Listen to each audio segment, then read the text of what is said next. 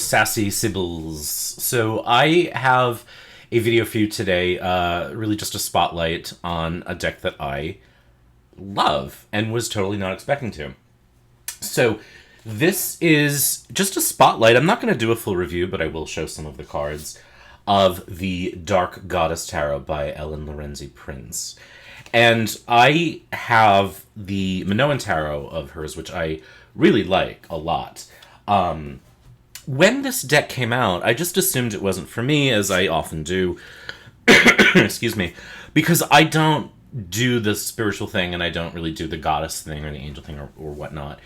But one of my tarot BFFs said, I think I'm going to give this to you for your birthday, because I think you're going to really like it. And I'm like, I'm kind of drawn to this for some reason right now, but I legitimately was like, I don't know, like this just isn't my jam, I don't think, when I first saw the original indie version come out.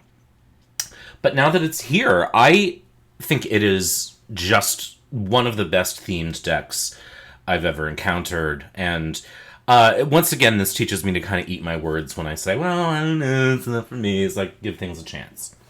So, this is the mass market edition of the Dark Goddess Tarot, and it's by Red Feather Schiffer. Yes. And so, first things first, when the deck arrived to me, the packaging was mucho problematico. Shades of the second edition of the Marielle, which I don't have, but I did hear lots of stories, and I'll actually show you a picture of how it showed up. Now, I emailed Schiffer, and I said, hey, and I sent them a picture. I'm like, this is not ideal.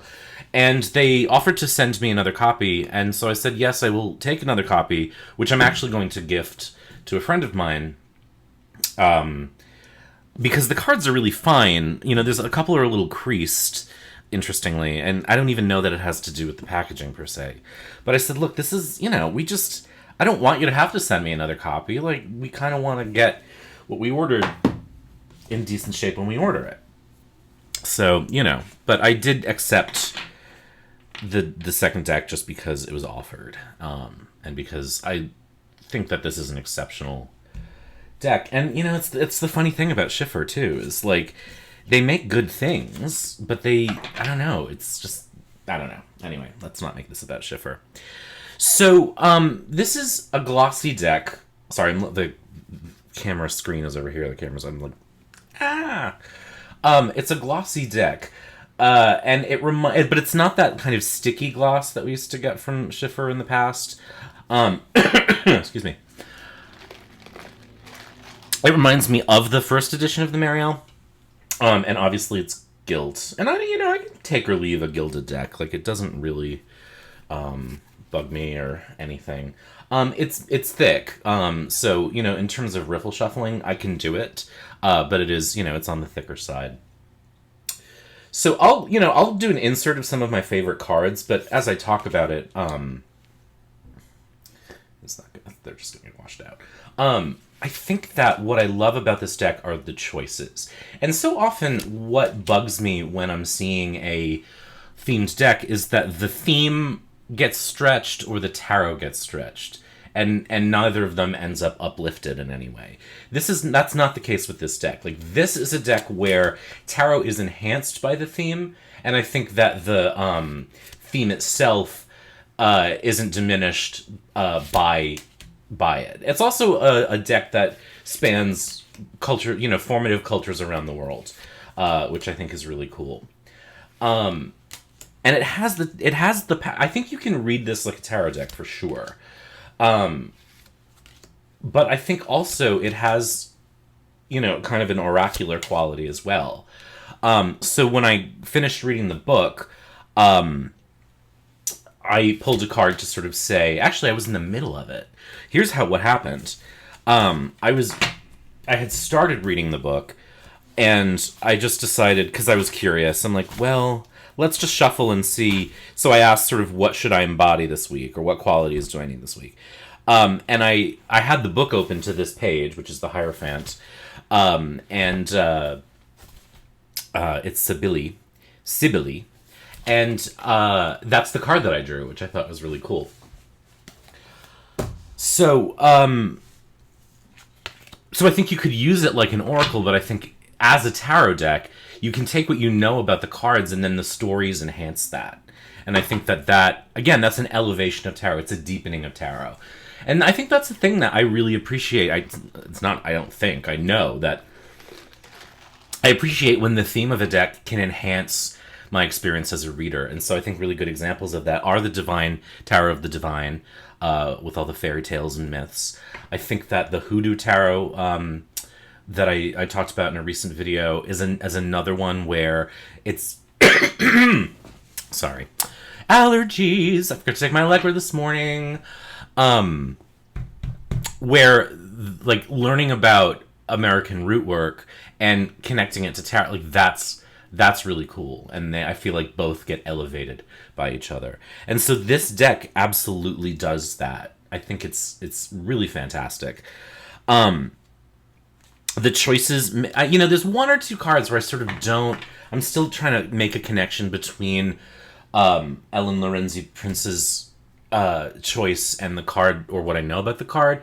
That's few and far between. And, at the end of the day, it's still interesting stuff. And there's only like one or two. There's a lot of goddesses in here that I did not know. There's a lot that I did. And I just found the guidebook. And like, I have a reputation for not reading guidebooks. And I generally don't read guidebooks because a lot of the time I'll start panning through the guidebook and I get what I always get, which is lists of card meanings. That's not the case with this book. In fact, I think that to not use this book with this deck, or to not read the guidebook anyway, would be a big mistake because it is an exceptionally good book.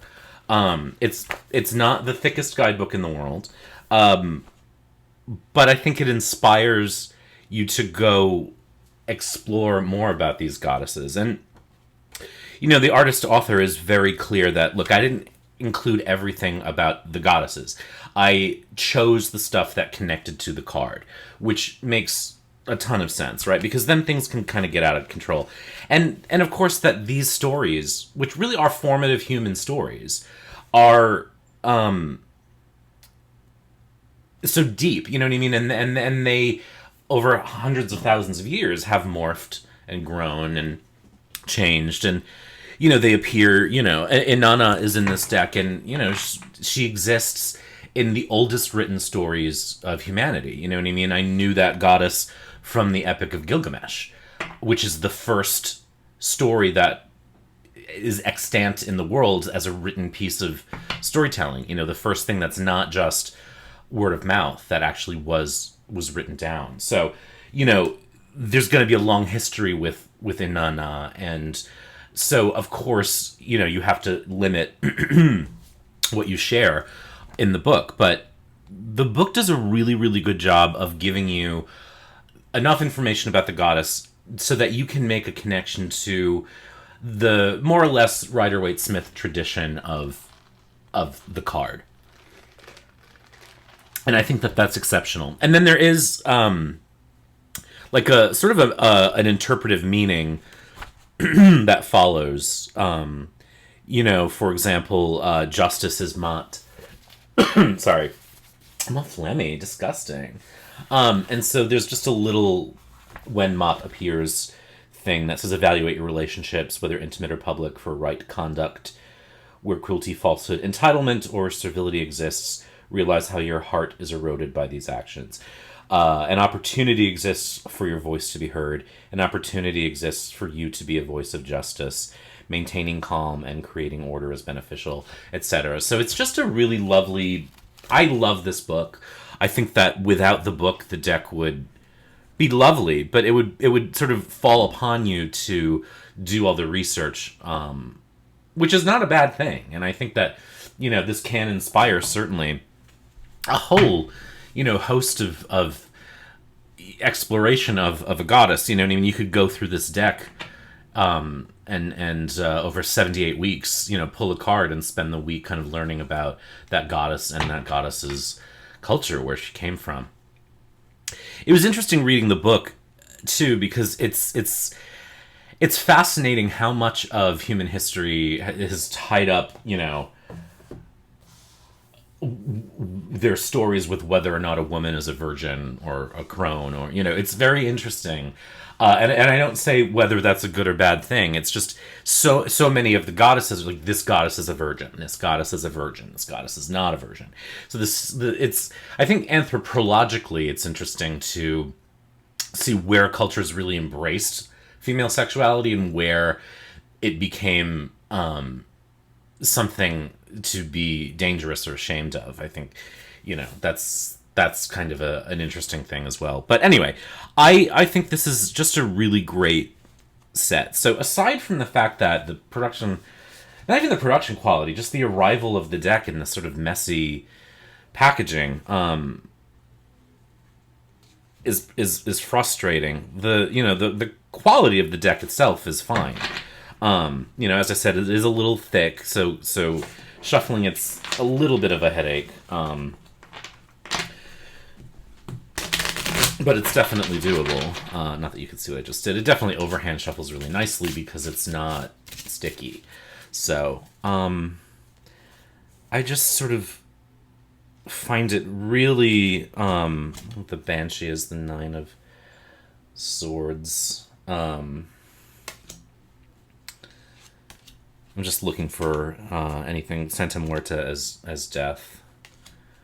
Nemesis is it's funny, I went to college with a guy who called himself Nemesis, and he was very kind of misogynistic. I said, Nemesis was a woman, right? And he said, no, it wasn't. I'm like, okay.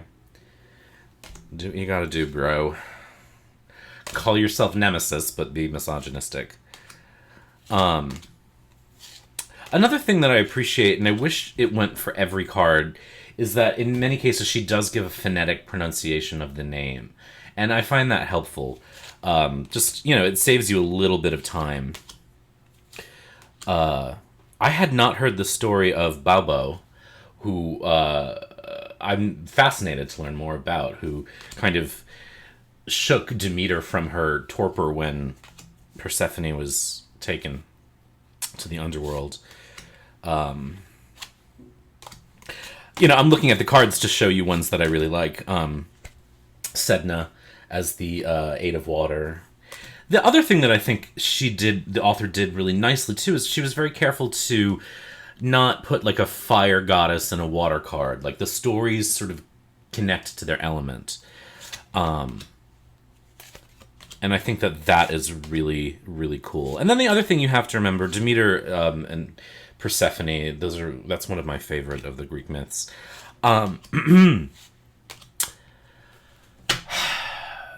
It just was really thoughtfully done. The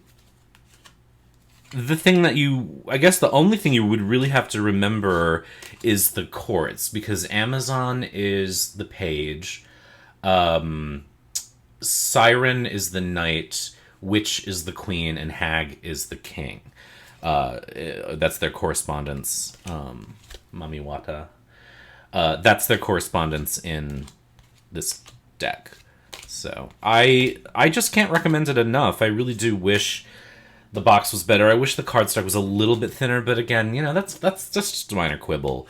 Baba Yaga, I love this card. I love the story, and how she drew the story I think is so cool. Black Madonna, this is a beautiful card too. Again, another story that I hadn't heard. So the way that the choices she chose in the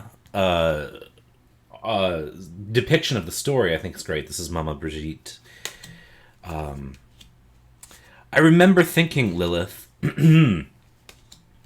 Oh yeah, I remember thinking when I was reading the book, like, oh, it would be cool to have a dark god deck to counter this. Not to counter it, but to partner it.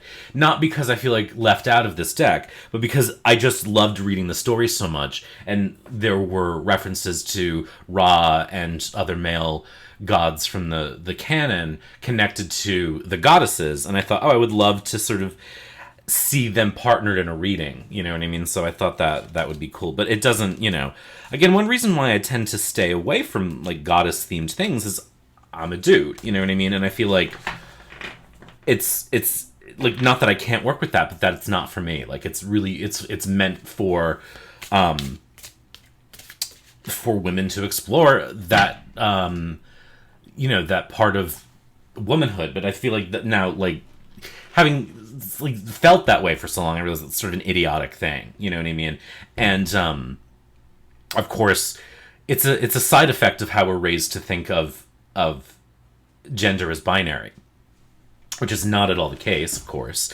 And to go through this deck, and you start to realize these stories are in you. They've always been in you. So it's not like this is a deck for women. It's I think it's a woman centric deck, made by a woman with an eye towards helping women explore parts of femininity that are viewed historically as negative. I think the sort of dark goddess thing speaks to a kind of historical misogyny in a lot of the stories that we hear. But what's so brilliant about, and what's so interesting, I think, is that this deck is called the Dark Goddess deck. But while a lot of the goddesses have, dark sides, they also have this, this multiplicity, because nothing is all one thing. And none of us are. And so all of these goddesses, all of these myths are part of our makeup because it's all part of who we are. And so, that's just internalized latent misogyny on my part to say, well, that deck is for women. Maybe it is, and maybe I can learn something about myself and the world by engaging it. You know what I mean? And I think that that's a thing that I certainly have done for a long time, is just say, well, that's not for me. You know what I mean? That's a deck for Black Tarot readers. That's a deck for women. That's, I've spent a lot of time saying that's not for me, partly trying to be like, I don't want to appropriate this thing. But in opening myself up to decks that aren't for me, I start to learn so much more, and I realize how much more of myself is in these stories, and how much these stories are in us. And yeah, anyway, that's just, maybe what I'm saying doesn't make sense, but it does remind me to be more open-minded and less kind of, well, that's for women, kind of binary bullshit, right? So this is a long, rambly look at the Dark Goddess Tarot by Ellen Lorenzi-Prince, available now from Schiffer. And I think, again, aside from those little production issues, I think beautiful work, and great guidebook, great deck, and a great theme. So, huzzah. Take care, be well, and we'll talk soon.